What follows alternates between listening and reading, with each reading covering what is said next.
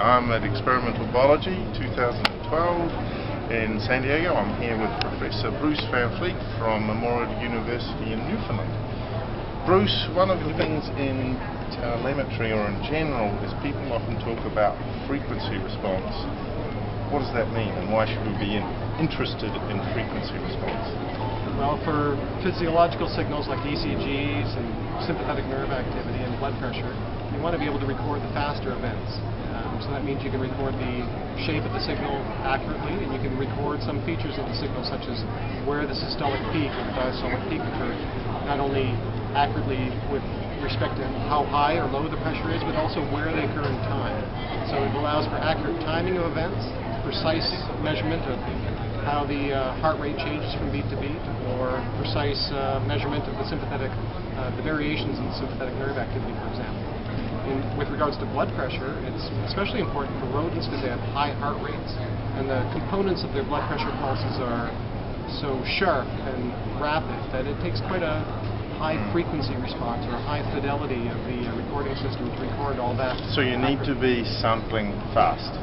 A fast sample frequency is a good way to get started, because if you have a low sampling frequency, you simply gloss over. What's low?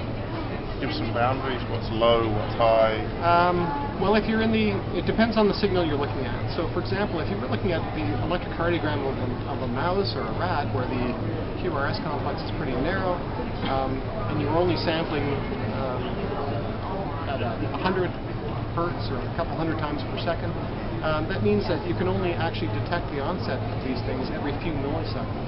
So if you wanted to detect the onset of that very accurately, you'd have to go to a higher end, many hundreds of times per second, if not 1,000 or several thousand times per second, would provide you with a lot of overhead. You'd be very assured of being able to detect those pulses, the ECGs, with great fidelity. The same thing, it might be a little bit of oversampling for some of the blood pressures, but on the other hand, if you're up there in approaching a kilohertz, 1,000 times per second, you'd know for sure what exactly the time course of the pressure pulses would be. And for some things, such as if you wanted to do pulse wave velocity and compare pressures in two catheters, or the timing of events between the electrocardiogram and the blood pressure, it's really good to have a little bit of extra room there to resolve when these things start and stop. Thanks very much.